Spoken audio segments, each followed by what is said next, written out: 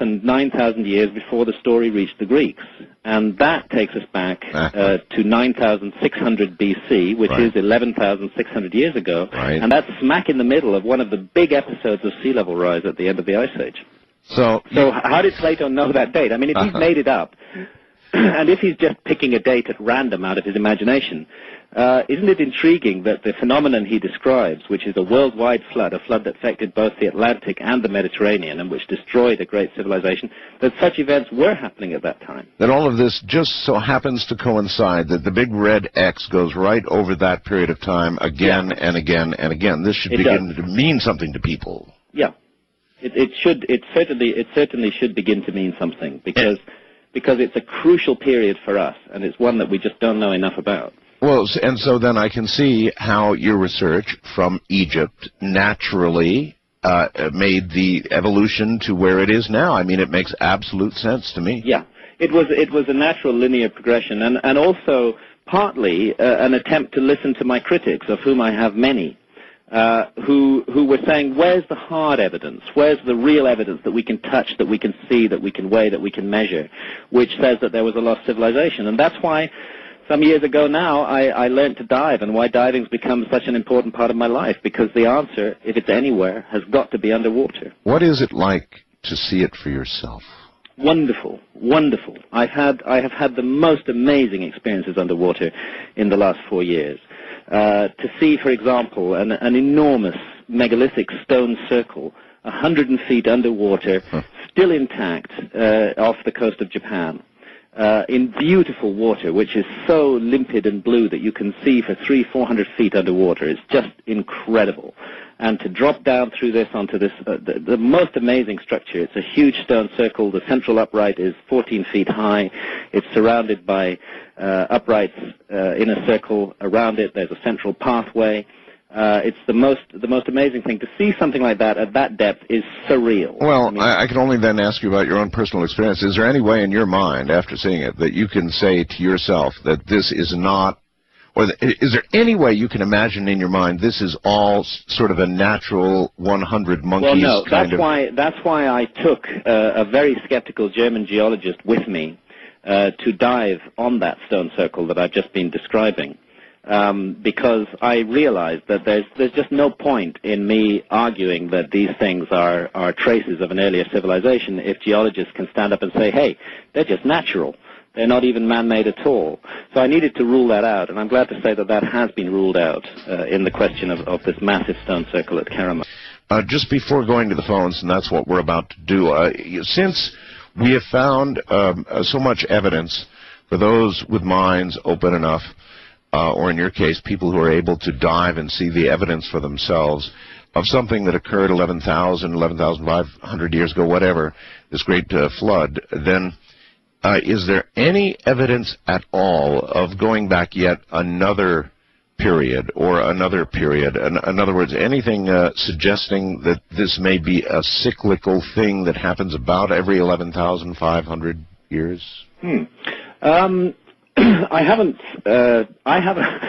haven't concerned myself with areas further back than the end of the last ice age, because it seems to me the simplest and the most obvious solution to the problem of the myths and to the problem of very puzzling underwater structures. But I mean, one thing to bear in mind is I think most scientists are agreed that anatomically modern human beings, people who look just like you and me, who behave just like you and me, have been around for more than 100,000 years, possibly a lot more, but certainly for more than 120,000 years. And it does seem bizarre that we should only achieve, one high civilization, one pattern of civilization during that time. I mean, starting from about 5,000 years ago or so, perhaps a bit before that.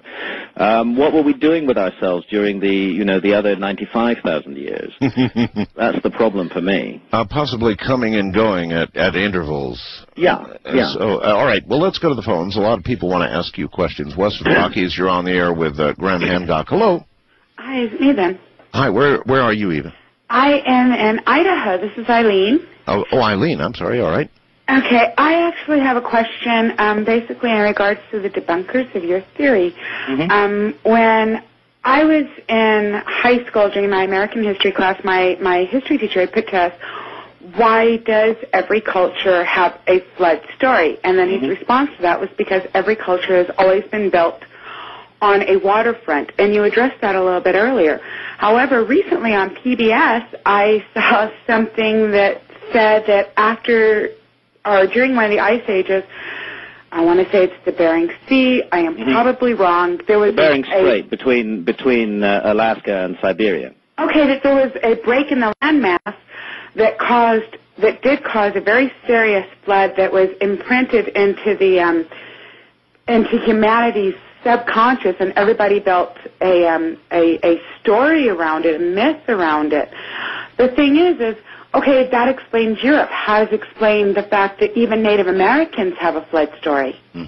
Because the flood or flooding was a universal phenomenon at the end of the Ice Age. I again come back to the basic figures which geologists accept, which is that all around the world, the amount of coastline, it's not just coastline. In the case of China, for example, 1,000 miles of coast was just wiped out. That when you add all these areas up, you come to an area which is 10 million square miles, which is as big as a continent. That has been swallowed up by the sea and never properly looked at by archaeologists. It's true that there's a thing called marine archaeology, but they're primarily interested in shipwrecks because they don't believe that there are anything of great interest to find underwater regarding human settlements. Oh, by the way, somebody sent me an interesting note by computer when we were wondering earlier about the world's major technological militaries like ours and the Soviets and so forth. They said, well, look, you can imagine that if they had seen, plotted, or seen on sonar, or even visually any of the things we're talking about right now, they would certainly not say so because that would identify exactly where their subs had been, and exactly. They don't do those things in the military. No, there would be no incentive for announcing this at all. All right. Quite the opposite. Yeah. First-time caller line. You're on the air with Graham Hancock. Hello. Hello. Hi. Hi, Graham. Hi. I wanted to ask if you could share an area where I could do some research on the biblical flood. Yeah. I know a gentleman who visits my website quite regularly who is an expert on the subject.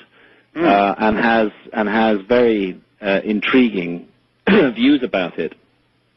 He's called Ward Sanford, and I suggest you check into my website, into the message board on my website, and have a look there. You'll see his name has come up if you run the search, and follow what he's been saying. I think you could find that very interesting. That's Ward Sanford. Ward Sanford, S-A-N-F-O-R-D.